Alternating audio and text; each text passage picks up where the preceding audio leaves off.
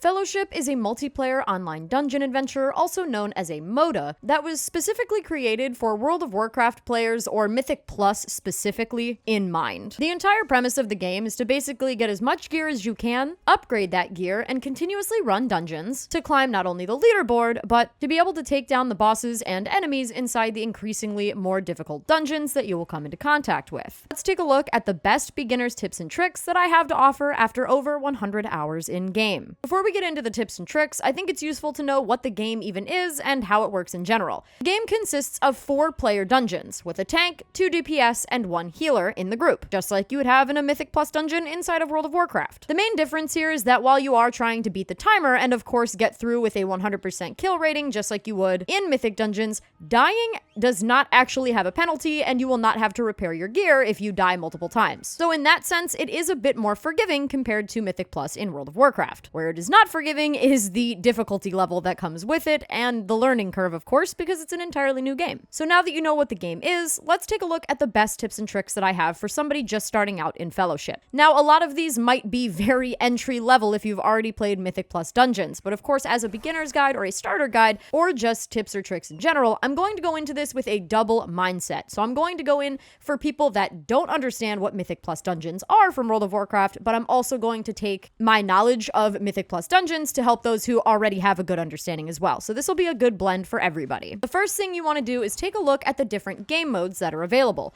Quick Play, Challenge, and Eternal. Quick Play is where you are going to live for quite a while because you need to earn supplies in order to buy gear that is better than what you have. And then once you get that better gear that is better than what you have equipped when you start, you will then be able to join Challenge mode, which will give you better gear than the gear that's available at the merchant. You will only get supplies and the other currency, Marks of Fellowship, if you fully complete the dungeon during Quick Play. That means you have to have a 100% kill score and you have to defeat the final boss in order to get the chest that drops at the end. If you do not complete the dungeon, or somebody leaves, or the group falls apart, you do not get any loot. That's that. But at the end of each Quick Play dungeon, you will get both of those currencies, so supplies as well as Marks of Fellowship. The supplies are what you're going to use at this vendor to buy better gear than what you will have equipped when you start. It will be item level 15, but it's better than the item level 1 that you currently have on. Once you have a decent amount of gear from this, then you will be able to move on to Challenge mode, where you will get green gear that is much better, obviously, than the gear that can be bought at the vendor, and you will also start to earn gold, which is used at the blacksmith to upgrade your gear even further via item level and stats.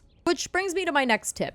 Don't just upgrade gear willy-nilly if you know that you're going to replace it rather quickly. Now, what I mean by that is if you're a DPS, your queue times are going to be kind of significant compared to a tank or a healer. Tanks or healers are going to get a lot more queues, meaning they're going to get a lot more gear that they can change out consistently. But if the gear has, bad stats, don't upgrade it. If it has critical strike and you need haste, just don't waste your money on it. Save that gold for the next pieces that you will get that are going to be better and actually have the stats that you want. If you are a DPS, however, the dungeons will take a bit more time to get into and then complete, of course, between the massive amount of leavers and people that just abandon your team and now you get no loot, and of course the long queue times for DPS players since they are the most saturated. You can, of course, choose to ignore that and just upgrade whatever you get as you get it. That's completely fine as well, but if I had to give a tip, I would say definitely save your money for the later upgrades that have, stats that you actually need for your character. My next tip is kind of silly, but honestly, I think it's easy to forget about this one just because you get so caught up in one character that you really wanted to play and you just try to make it work.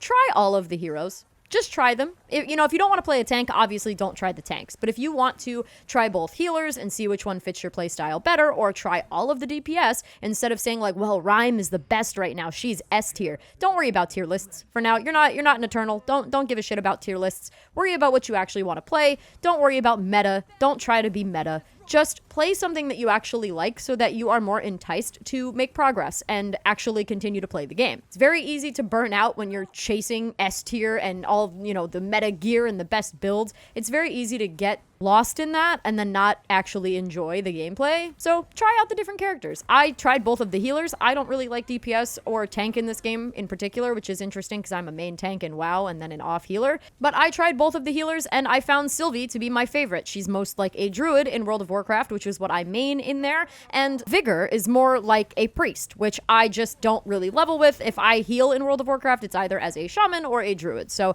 I definitely favored Sylvie, and I'm glad that I tried both because I still do play play Vigor here and there. He's still a great character and a really fun healer. It's like a mix of a priest and a paladin, and I do enjoy it because I love paladins. But just try all the characters, try all the heroes, see which one fits your play style the best and which one you actually enjoy, because the point of a video game is to enjoy it. Another tip that I have is if you take a look at the star map, which is the rewards tab in the in-game menu, you're going to notice that on the left side of the path, there is a reward for completing 16 dungeons, which will give you a random item level 90 weapon. This weapon is a huge leg up in the game for any hero you choose to play. So try to get that done as quickly as possible and get that item level 90 weapon to make your time in Fellowship at the beginning a little bit easier. Now, it's not going to make it, oh, this is so easy, oh my god, but it definitely will make things slightly easier for you if you have a really good weapon early on. Next is the colors of abilities, and this is something that I did not know existed because I was a healer and I'm not paying attention to those because I don't have an interrupt. But if you are not maining a healer,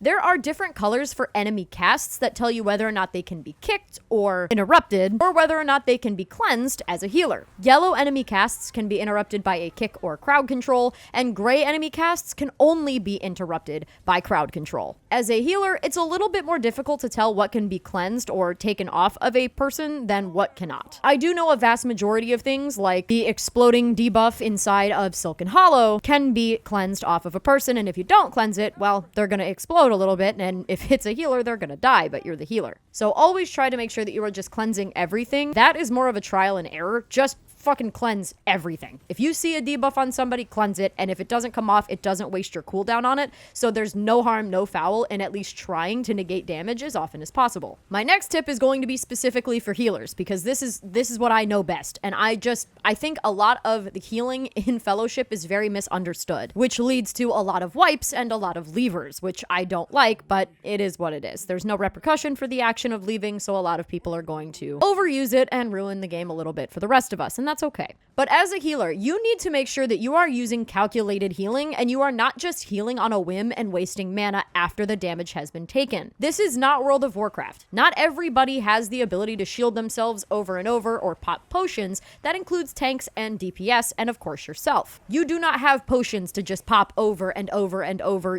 with a 10-second cooldown unless you have the trinket here, which is a mana potion or a healing potion, but that's on the off chance that you have that trinket or the tank does. You don't know if they do not assume that they do. Assume that they are going to pop their cooldowns only when it is absolutely necessary. Because, to be honest, that kind of seems like how it works. You want to do what is called calculated healing. You want to pre-shield, pre-hot, have heals ticking away, get yourself set up, and then obviously if shit hits the fan, then use your burst heals as Vigor. Now as Sylvie, you do not really have a burst, actually you don't have a burst heal. You do have the ability to use your hot that restores a little bit more life than your flutter call heal, but regardless of that fact, you don't have burst heals. So as Sylvie, you really need to be proactive and not reactive in terms of negating damage on your tank. Make sure you're shielding when you see or know that something big is happening. Make sure you're putting down AoE heals or blanketing everybody before a big AoE burst goes out if it's non-interruptible. You need to be proactive, not reactive, as a healer in this game to be successful. And next is for my tanks. For the love of God, if you don't think that you can take on everything that you are pulling without fully depending on the healer to keep you alive, don't fucking pull it. Don't big meat it, okay? Don't big wiener it. And hope that the healer has your back, especially if you don't know the healer, if they're not your friend, if you're not on comms or Discord. Do not just pull everything and then blame the healer for you dying. You need to know how much you can pull and the healer can manage. So test the waters a little bit as a tank. Don't just go in balls to the wall and pull like 5 mobs at once and hope that your healer can make up for it if you know that your cooldowns are not going to also help make up for it. Do not just big wiener everything. And yeah, I mean, realistically speaking, if you know that you can, if you have the gear, if you're, a very good tank, or you understand all the mechanics, you know all the curses and debuffs, and you know that your cooldowns and your defensive abilities are going to help the healer, then of course you can do that. But if you're not thinking about that and you're just like charging in like Leroy Jenkins in World of Warcraft, and then you all die, that's your fault, not the healers. My next huge tip is going to be, for the love of God, understand which things are soakable and which things are get the fuck away from it. A circle on the ground with arrow pointing inwards, okay? So arrows that are shooting towards the character, soak it as a group. A circle with a cyclone means get the fuck out. GTFO. Get out of the circle. Do not soak it or more people are going to die than they need to. For the love of God, this happens so often, and I, as a healer, I hate it, right? For DPS and stuff and tanks, it's probably not as terrible because they don't notice it as much. But as the healer, I'm watching someone with a giant red circle around them that very obviously is like, hey, back up, I'm gonna hit you. Whoa. And everyone runs into it, and I'm like, when it's on me, I'm running away from people, and they're chasing me down to try to stand in the circle with me, and I'm like, no, please, go away. Get away from me. Like, they just don't. They don't listen, or they chase after me.